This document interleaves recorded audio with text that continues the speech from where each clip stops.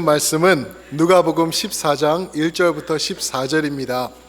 누가복음 14장 1절부터 14절 말씀 찾으셔서 저와 교독하시고 14절은 합독하실 때 제가 먼저 1절 봉독해 드리겠습니다. 누가복음 14장 1절입니다. 안식일에 예수께서 한 바리새인 지도자의 집에 떡 잡수시러 들어가시니 그들이 엿보고 있더라. 주의 앞에 수종든 병난 사람이 있는지라. 예수께서 대답하여 율법 교사들과 바리새인들에게 이르시되 안식일에 병 고쳐주는 것이 합당하냐 아니하냐. 그들이 잠잠하거늘 예수께서 그 사람을 데려다가 고쳐 보내시고 또 그들에게 이르시되 너희 중에 누가 그 아들이나 소가 우물에 빠졌으면 안식일에라도 곧 끌어내지 않겠느냐 하시니 그들이 이에 대답하지 못하니라. 청함을 받은 사람들이 높은 자리 택함을 보고 그들에게 비유로 말씀하여 이르시되 내가 누구에게나 혼인잔치에 청함을 받았을 때에 높은 자리에 앉지 말라. 그러면 너희보다 더 높은 사람이 청함을 받을 경우에 너와 그를 청한 자가 와서 너더러 이 사람에게 자리를 내주라 하리니 그때 내가 부끄러워 끝자리로 가게 되리라. 차라리 가서 끝자리에 앉으면 그리면 너를 청한 자가 와서 너더러 버시어 올라 앉으라 하리니 그때야 함께 앉은 모든 사람 앞에서 영광이 있으리라. 무릇 자기를 높이는 자는 낮아지고 자기를 낮추는 자는 높아지리라. 또 자기를 청한 자에게 이르시되 내가 점심이나 저녁이나 베풀거든 벗이나 형제나 친척이나 부한 이웃을 청하지 말라. 두렵건대 그 사람들이 돈을 도로 청하여 내게 갚음이 될까 하노라. 잔치를 베풀거든 차라리 가난한 자들과 몸 불편한 자들과 저는 자들과 맹인들을 청하라. 그리하면 그들이 갚을 것이 없으므로 내게 복이 되리니 이는 의인들의 부활 시에 내게 갚음을 받겠음이라 하시더라. 아멘. 오늘 이 말씀을 가지고 예수님 눈에 비추인 사람들, 예수님 눈에 비추인 사람들이라는 제목으로 우리 성도님들과 말씀 은혜 나누기 원합니다. 저희가 금년 초부터 1월 말부터 누가복음을 지금 상고해 오고 있죠. 그러면서 이제 거의 1년이 다 돼가는데 말씀을 보면서 제가 지식적으로만 알고 있던 것을 더 깊이 또 현실적으로 또 더 많은 깨달음으로 제 마음을 확 와닿게 하는 진리가 하나 있는데 그것이 뭐냐면은 복음은 삶이다라는 것입니다. 복음은 삶이다. 복음은 그냥 내가 예수님 믿을 때 한번 고백하고 주님 십자가 그 보혈이 나를 위한 것입니다. 아멘.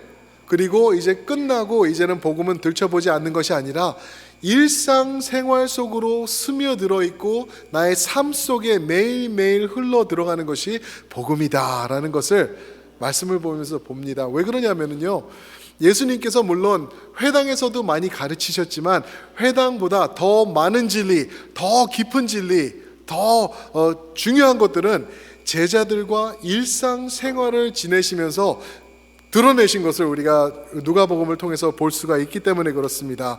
사람들을 만날 때 예수님은 그 상황을 복음화하셨고요. 쉬시다가 배에 타 계시다가 그리고 잔치집에서도 복음을 드러내셨고요. 식사하시다가 또 그뿐이 아니라 장례식에서까지도 예수님은 생명의 복음을 선포하신 것을 우리가 볼 수 있기 때문에 그렇습니다.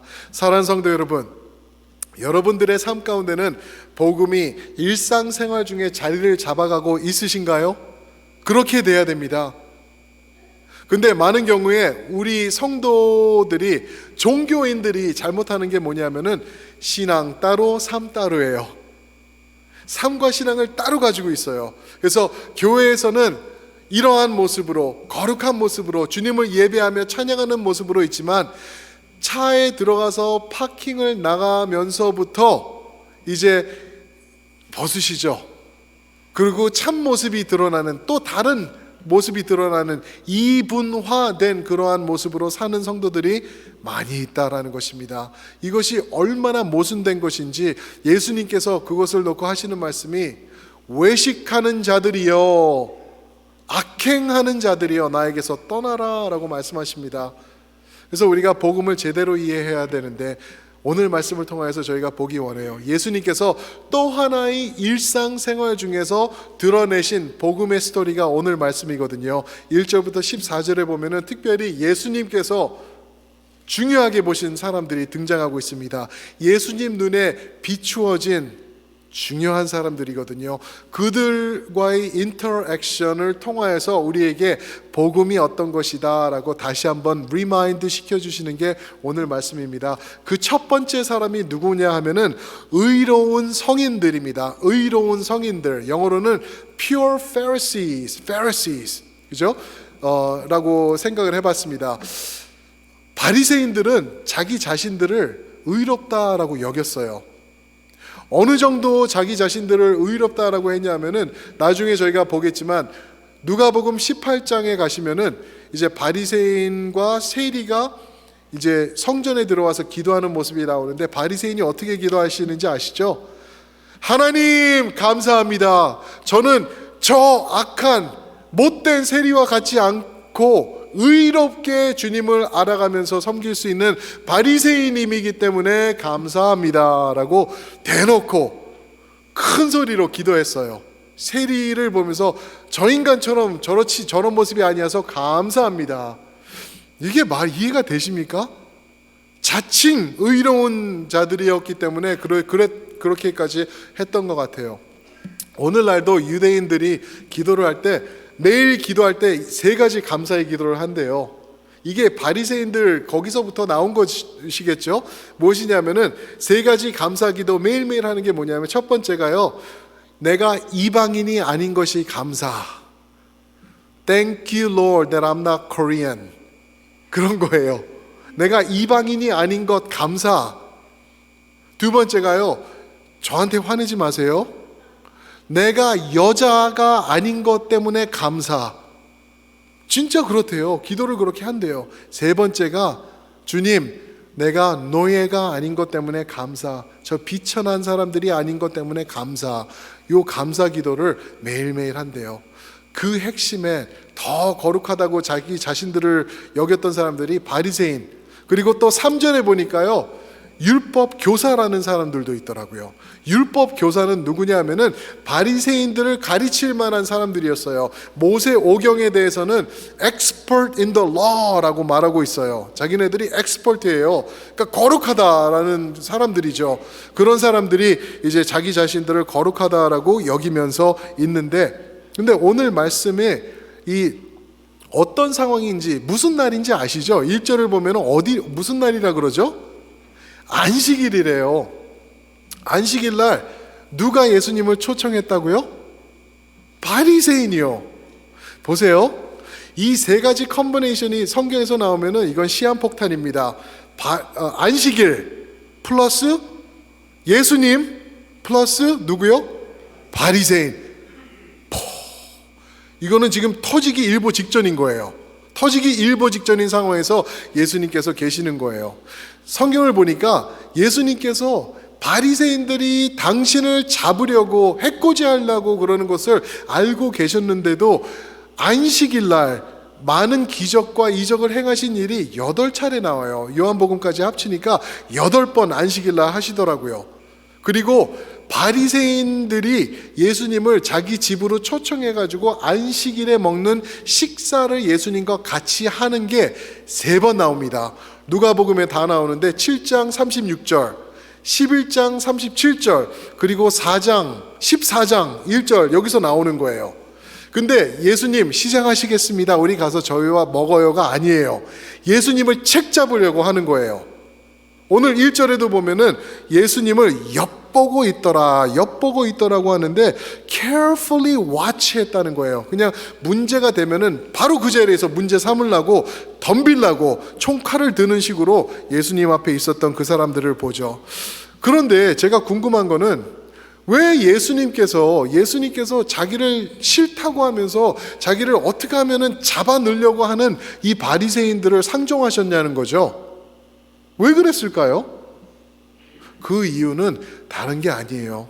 예수님께서 이 사람들도 자칭 의인이라고 자기를 높이면서 남을 업신여기는 그러한 사람들, 이 사람들까지도 사랑한다 라고 말씀하시는 것입니다.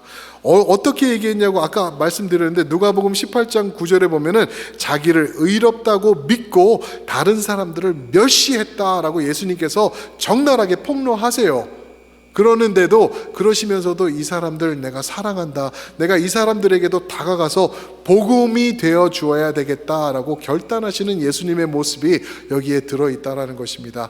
삶 속으로 복음을 흘려보내시고 또 원수 같은 자기를 죽이려고 달려들겠다는 이 바리새인들에게도 복음을 흘려보내시는 주님의 모습을 봅니다. 그런데 예수님께서 그렇다고 해서 그냥 복음을 무마하지 않으세요. 복음을 약하게 이 사람들에게 하지 않으시고 있는 그대로 하시면서 또 지적하실 거는 지적하시는데 마태복음 12장에 보시면은 이들을 향하여서 너희는 성령의 모독죄를 짓고 있다라고 선포하세요. 그러면서 구원 없다라고 얘기를 하시죠. 성령 모독죄, 성령 회방죄, 구원 없다, 그 말씀을 바리새인들에게 하셨어요. 그리고 34절에 가셔서는 뭐라고 말씀하시냐면은 이들을 향하여서 너희는 독사의 자식들이다 라고 말씀하세요. 독사의 자식들이다. 무슨 말씀이죠? 천국 없다라는 거예요. 너희는 천국 못 가라고 예수님께서 말씀하고 계시는 거예요. 자기 자신들을 볼 때는 누구보다도 자기들이 거룩하고 누구보다도 하나님과 가깝고 말씀을 중심으로 살기로 노력하는 사람이라고 자칭 말하는 사람들을 예수님께서 너희들 구원 없어, 너희는 지옥이야 라고 말씀하고 있는 것입니다. 너무나 무서운 말씀이죠. 오늘날도 교회에서는 종교적으로 내가 의롭다라고 자칭 자기 자신을 여기는 사람들이 있을까요? 없을까요? 많을 거예요. 그 Modern Day Pharisee라는 책이 있는데 그 책을 보면은 이제 그 유대에는 바리새인들이 없어요. 랍비들은 있겠죠. 그런데 바리새인들은 없는데 새로운 바리새인들이 등장하고 있다. 교회 안에 종교적으로 신앙을 지켜가면서 나는 선한 사람이야, 나는 남을 해치지 않아, 나는 잘하고 있어 라고 자기 자신을 높이는 사람들, 그렇게 믿고 남을 업신여기는 사람들이 교회 안에 너무나 많다는 겁니다. 그들을 향하여서 예수님께서 하시는 말씀은 독사의 자식들아, 너희는 천국 없어, 성령 회방죄야 라고 말씀하고 있는 것입니다. 그 반열에 쓰면 안 되겠죠. 사랑하는 성도 여러분, 여러분들은 예수님을 믿으셔야 됩니다. 교회를 다니시면서 종교화 되시는 분들이 되시면 절대 안 돼요. 예수 그리스도를 믿으시고 예수님을 의지하시고 그 십자가 붙잡는 것, 그래야지만 복음이 있고 그 안에서 복음이 삶 속으로 흘려 들어갈 때 여러분들과 저에게는 생명이 있다는 것입니다. 믿으십니까? Modern Day Pharisee, 말은 요즘 세상의 바리새인들이 되면은 안 된다라고 우리가 오늘 말하고 있는 것입니다.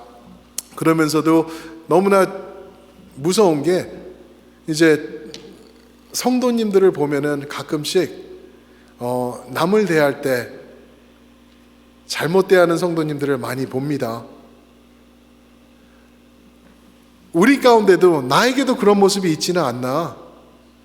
내가 저 사람은 잘못됐다고 내가 말을 하는 거예요. 막말을 해요.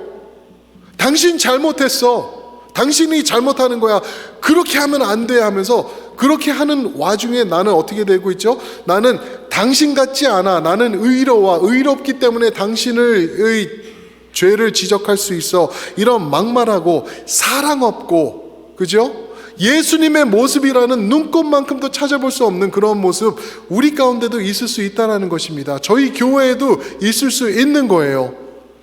그러면서 예수님을 보면은 돼요. 내가 과연 예수님의 사람으로 살고 있나? 내가 예수 안에서 구원을 누리는 사람인가? 어떻게 할 수 있나요? 나에게서 예수 그리스도의 향기가 넘쳐나고 있는가?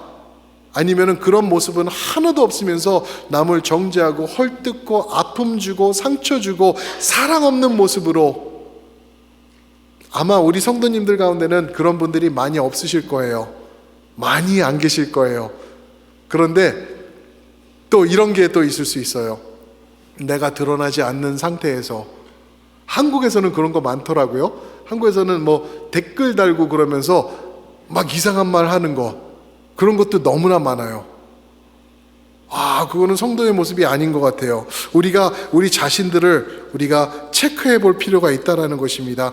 내가 의로운 성인들, 마치 바리새인들이 자기 자신들을 의롭다고 여긴 것처럼 나도 그러고 있는 것은 아닌가, 우리가 점검해야 되겠습니다.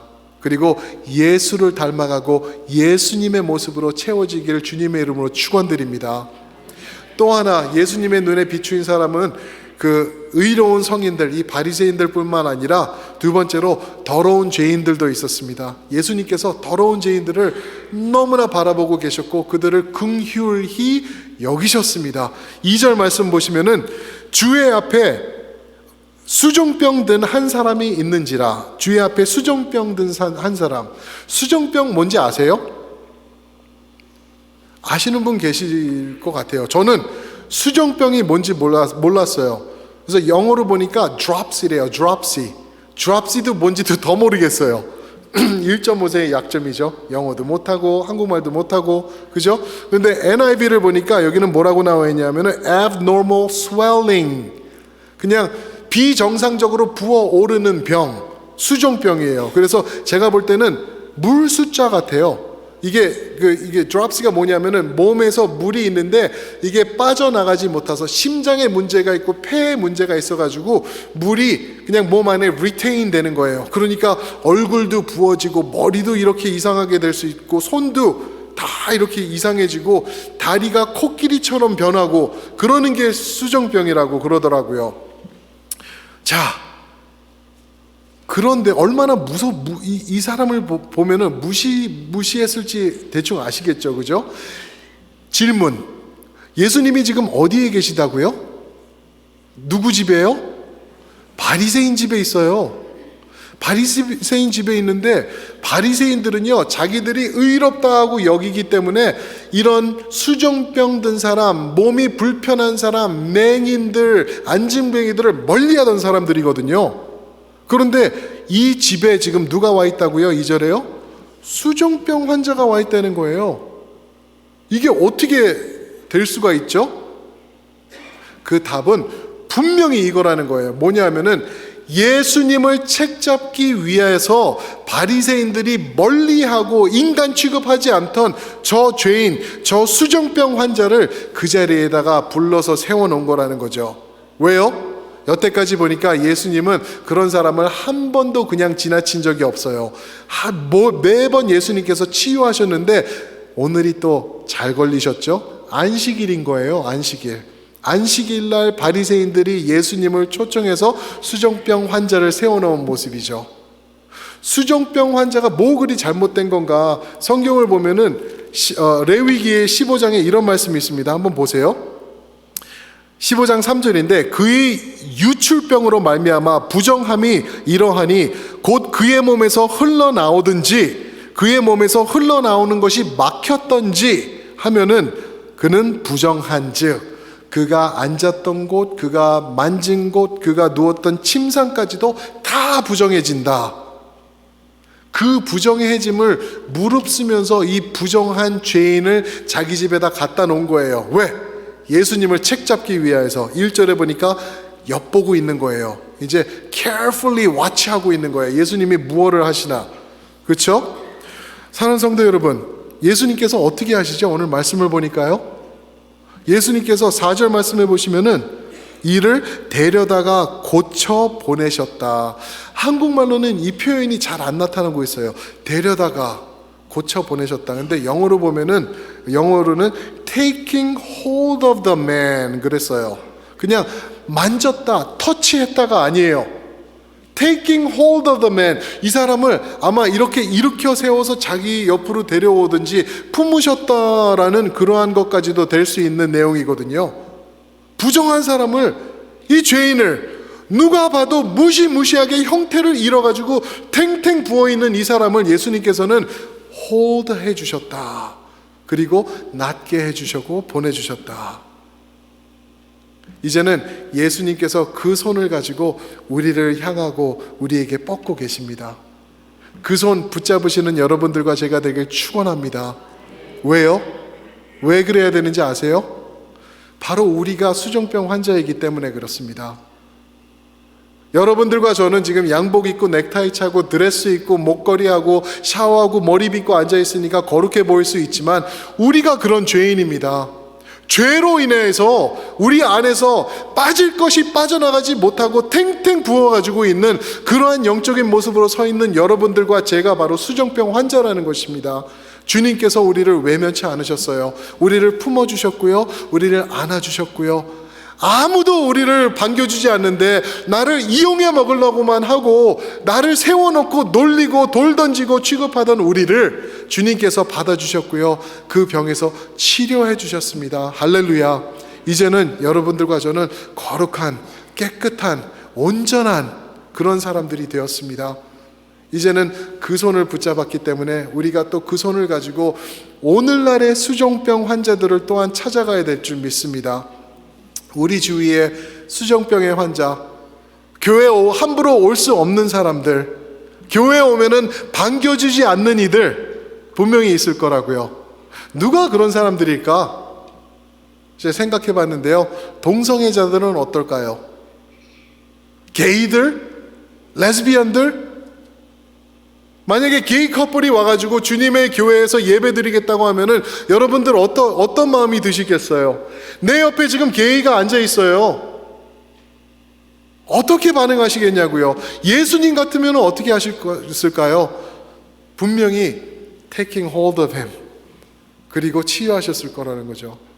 만약에 동성애로 인해서 에이즈 걸린 환자가 이 자리에 와 있다고 하면은 여러분들 어떻게 하시겠습니까? 전도사님 불러가지고 이 사람 좀 격리시켜달라고 말씀하실래요? 아니면은 이 사람도 예수님이 필요하다, 나도 이 사람처럼 죽을 사람인데 주님께서 살려주셨고 이 사람도 오늘 예수님 만나야 되겠다, 아무도 가까이 오지 않는데 여러분 옆에 앉아 주시겠습니까? 예수님이라면은 그렇게 우리에게 바라실 거고 원하실 것이라는 것입니다.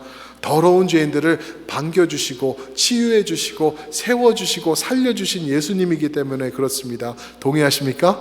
아멘, 아멘. 쉽지 않을 거예요. 왜요? 우리는 담배 피는 사람, 술 좀 마시는 사람, 도박하는 사람, 이런 사람이 있다면 그 사람 와도 담배 냄새 난다고 우리는 싫어하고, 친교할 때 가서 식사할 때 내 옆으로 그 사람 초청해서 앉는 사람, 그게 힘들다는 거죠. 그것도 못하는데 개인은 말할 것도 없고, 그러한 모습으로 우리도 모르게 예수님의 모습을 우리는 멀리하고 있는 우리 자신들을 너무나 자주 발견한다는 것입니다. 그 삶, 만약에 여러분들과 제가 그렇다고 한다면은 예수님께서 말씀하실 것입니다. 외식하는 자여, 외식하는 자여, 네가 나를 진짜 믿어? 네가 복음을 알아? 복음으로 통해서 영생을 받은 사람이야? 그런데 그렇지 못해? 우리는 예수님 앞에 혼날 거라는 것이죠. 외식하는 자는 예수님께서 바리새인들에게 적용하던 아주 무서운 말씀입니다. 천국 없다라고 말씀하시는 그러한 내용입니다. 사랑하는 성도 여러분, 예수님으로 채워주시길 주님의 이름으로 축원드립니다. 내 삶 가운데요, 예수님을 담아야 돼요. 예수님이 만약에 큰 소리 치셨으면 그런 상황에서 큰 소리 치셔야 돼요.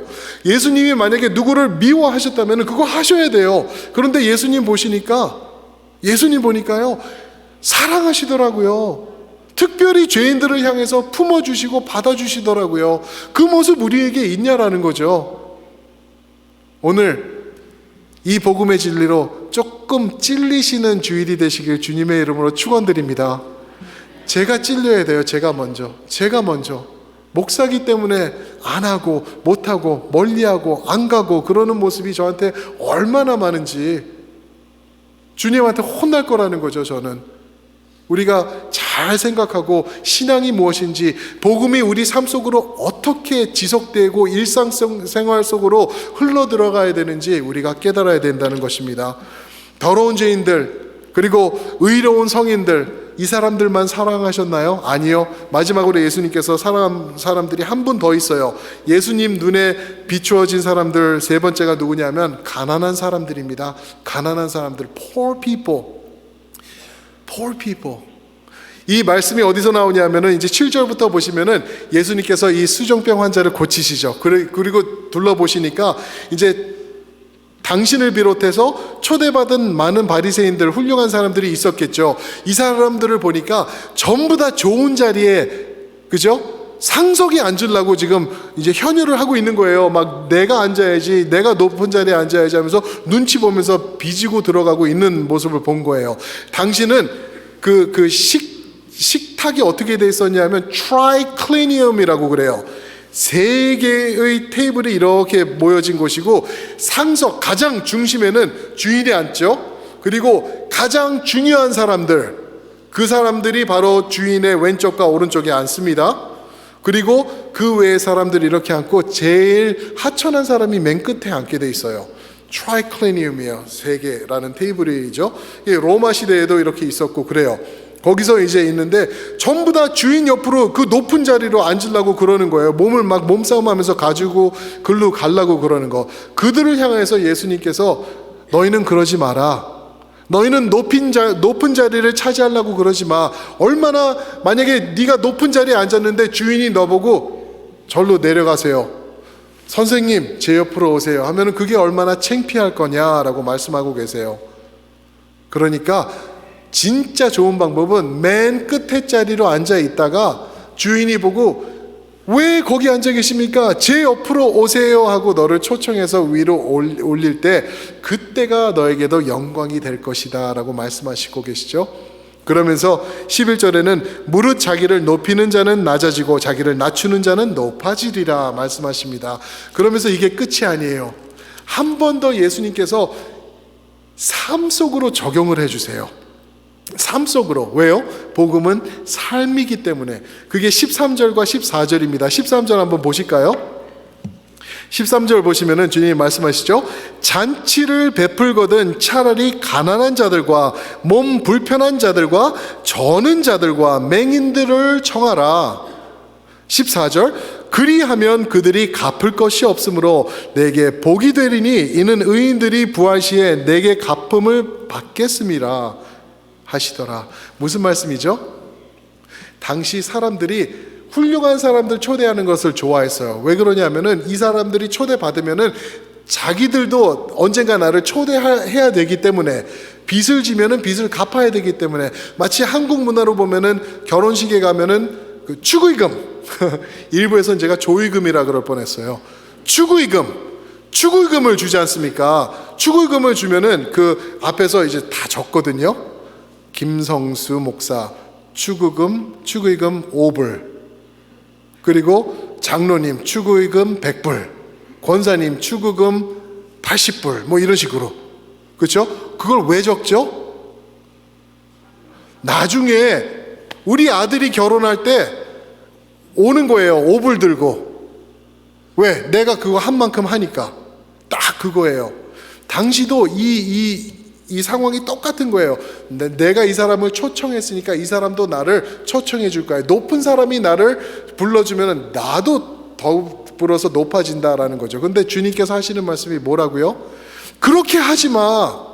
세상의 가치관과 세상의 이치로 살지 말고 너는 도리어 불편한 자들, 아픈 자들, 저는 자들, 맹인들을 청해서 그들을 섬겨줘. 왜?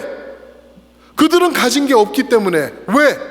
바리새인들은 이 사람들을 업신여기기 때문에, 사람 취급을 못 받기 때문에 그들을 섬기면은 내가 갚아줄 거야 라는 주님의 말씀이 여기 포함되어 있습니다. 그러면서 어느 정도로 갚아주시냐면 14절 다시 보시면은 부활 시에 너에게 갚아주겠다. 무슨 말씀이죠? 부활 시에 갚아주겠다는 거는 너도 부활할 거다. 다른 말로 하면은 너도 구원받을 거다. 그런 말씀을 하시고 계시는 거예요. 이런 모습으로 사는 사람들 구원받는다. 근데 조심해야 될 것은요, 이 말씀은 내가 불쌍한 사람들을 섬기면 구원받는다는 겁니까? 그거 아니에요. 구원은 오직 예수 그리스도에게 있습니다. 믿으십니까? 예수님이 구원하시고 예수님을 받으신 여러분들과 저는 이러한 예수 그리스도의 향기의 모습이 우리 삶을 통하여서 뻗어나가야 된다는 것입니다. 많은 사람들이 근데 이분화시키고 있어요. 나는 예수님 믿어. 나는 구원받았어. 그러니까 나는 됐어. 어떻게 해도 나는 천국 가. 그러면서 삶 따로 신앙 따로 나누고 있어요. 아니죠. 예수님은 그런 사람들을 향하여서 나가서 너의 구원을 이루어. 나의 사랑을 그 사람들에게도 좀 전해줘. 왜? 바리새인들은 안 해.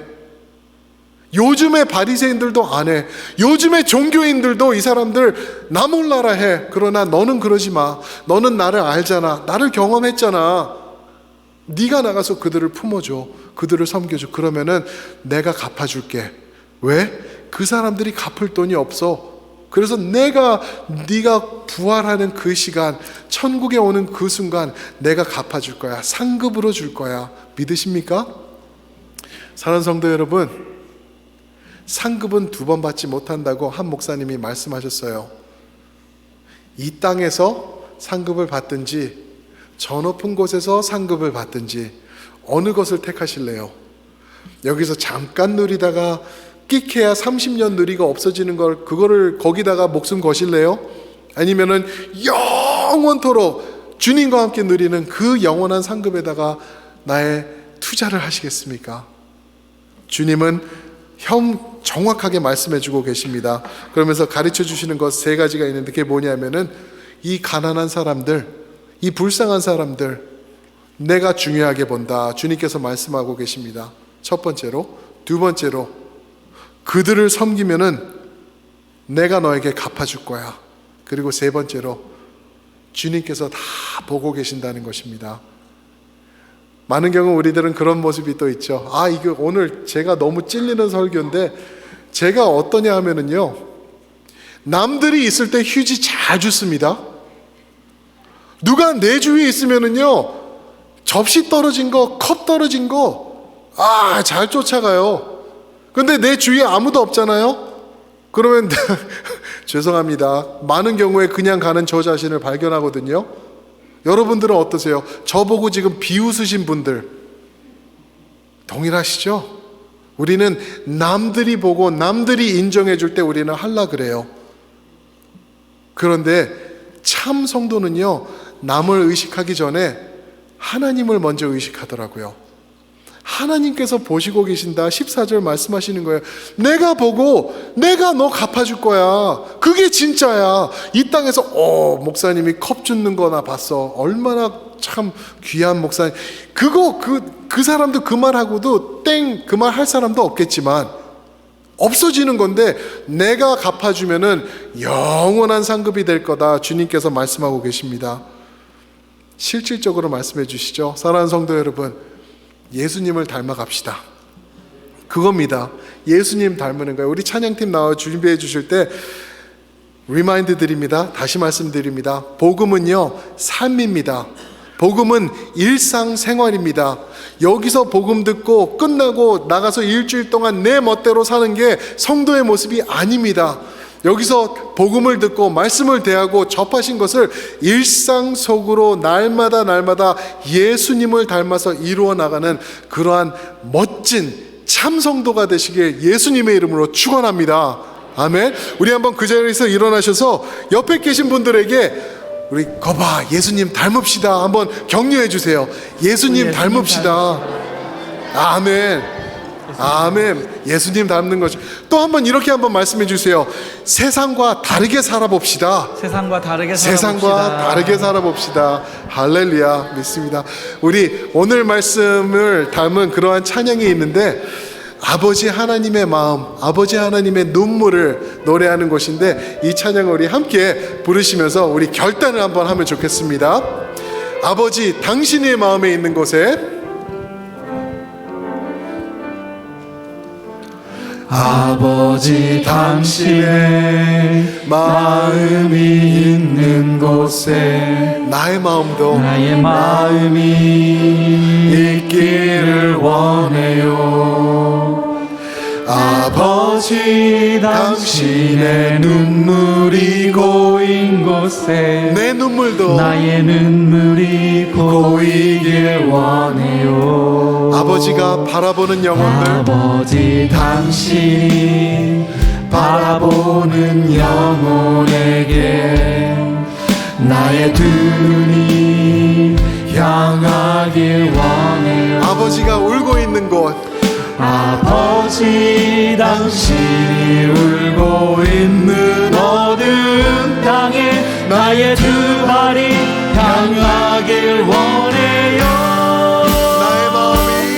나의 마음이 아버지의 마음 알아. 내 모든 뜻 아버지의 뜻이 될 수 있게 나의 아버지의 마음 알아. 내 모든 삶 당신의